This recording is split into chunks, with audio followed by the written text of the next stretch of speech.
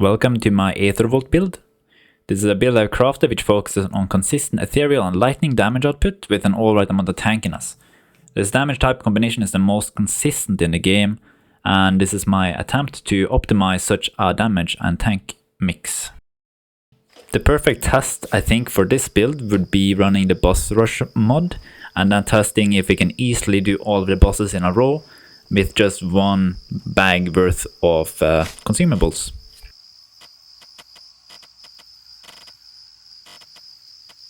Here you can see all my buffs that I'm bringing, like water, antidotes and bandages for damage over time, marathon potion to deal with our sleep, so that gives 10%, purity potions to deal with corruption, and I'm using this rage potion along with our enrage skill to make sure that I always have the impact buff, although I don't think it's necessary actually.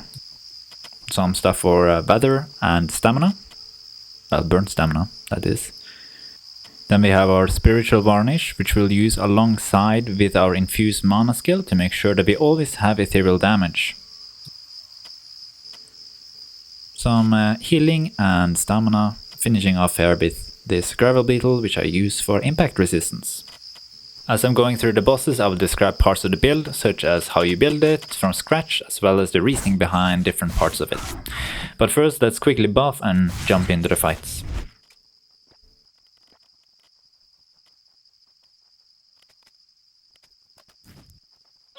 Let us start with the weapon, which is the most important part of the build. You have two options, you have the runic blade and you have the radiant wolf sword. There are three reasons why the radiant wolf sword is much better than the runic blade. First thing is that it has higher base damage. The second thing is that it can take an enchantment on top of that. And the third thing is that infused mana is much stronger than divine light imbue, which means that you will also get more damage in that aspect. This, however, means that we are locked down to the Sorborian Academy faction. As for enchantment, we will pick Molpig's Eye for the Radiant Wolf Sword. This is so that we get a somewhat even mix between lightning and ethereal damage. We can then move on to armor and other equipment. There's only one obvious choice for the helmet slot, which is the Rustlich helmet, which gives an absurd amount of damage bonus, as well as decent defenses and okay mana. The main defensive stats that we are interested in is impact resistance and barrier, which means that we enchant it with shelter. You might be interested in why we care about shelter over protection, and the reason for that is that protection loses effectiveness with durability. Barrier doesn't lose its effectiveness. At 0 durability you still have full barrier. This means that we can go through a marathon of multiple fights without losing a lot of defensive stats. At least from elemental damage. For the body armor, I think there are three choices. It is a green copal, silver armor and runic armor. Keep in mind that it is not only damage bonuses that we need to consider. I've actually ran all three armors multiple times, and the conclusion I've come to is that runic armor is better for this build than the green copal and the silver armor. During testing, I found particularly these giants to be a problem for both green copal and silver armor. The impact resistance is just slightly too low to comfortably kill them. The total damage bonus is also pretty good. In addition, an important point that I need to mention is that it allows you then to pick Sang-Froid, and Sang-Froid will help against two difficult enemies, one being the elite burning man and the obsidian elementals there, and the second one is the elite alpha tyrannosaur. These were two bosses that the build would otherwise be annoyed by due to the burning damage over time effect. When it comes to the boots, I don't think there are too many obvious options. First off, there is the Scarlet Boots, which gives a really high amount of lightning bonus. And then there is the Manawal Boots, which gives an okay amount of ethereal along with a higher amount of defense. I did some testing and Manawal seemed a little bit more convenient, especially for these high impact enemies. Not only does this extra impact resistance have the block, but it also helps with the stamina consumption on blocking, and this is important for the elite gargoyles. Blocking then becomes a viable strategy for recovering stamina. And I kinda mentioned it earlier, similar to barrier not being lost with lower durability, Impact resistance is also not lost. We will pick Flux over Shelter because we prefer damage bonus slightly more than Barrier. For our offhand, we'll be running a fabulous Palladium Shield. This allows us to inflict elemental vulnerability, which will boost both of our elements. We can then use blocking to evade attack. Elemental vulnerability is very important for the build, so the other option would then be a Chimera Pistol. But I think overall the shield benefits the build more due to how much you can use it in combat. Be sure to get Guided Arm enchantment for the shield, as it will increase our defensive stats further. Both the backpack and tent is quite obvious. You have both the backpack for the unimpeded dodge and then the lightning totemic lodge for the bonus lightning damage. And you don't pick the ethereal totemic lodge because that decreases your physical resistance, which is one of the stats that you really don't want to reduce even further. So for the 3 skill trees, we'll be picking Warrior Monk, Hex Mage and Primal Ritualist. The important thing about Warrior Monk is the impact resistance you get from Master of Motion. From Hex Mage, the important one is Lockwell's Revelation for the damage bonus and Rupture, which is great for dealing with groups of enemies, blowing them all up in one go. Bloodlust is also very nice because that reduces the pain that we suffer from picking Runic Armor. After all, Runic Armor has really high stamina penalties. Clans can also substitute the need for Purity Potions because you can just use a Mana Stone. Primal Ritualist is also a very important skill tree because this gives us our hexes, which combines well with Hex Mage through Rupture and Torment, but it also gives damage through hitting the totems, can block projectiles, and lastly it will give us additional stats. Other important skills are Shield Charge, the different kinds of boons including Discipline, the Technique, which is a one-handed sword attack skill from New Sirocco's Gladiatorial Arena, and then Steady Arm from the Kassite Spellblade. If you want an overview of all the skills which will be beneficial to take, I recommend checking out the build page on the wiki. Just check the description for the link. So let's talk a bit about building the characters. But first I want to disclaim something. The first thing is that not only do you have to unlock items on this particular character really towards the end of the game, such as infused mana, but not only that, you also need to have made a previous character, because you're gonna pick Sorobor, and this means that you don't have access to Radiant Wolfsword on this character here.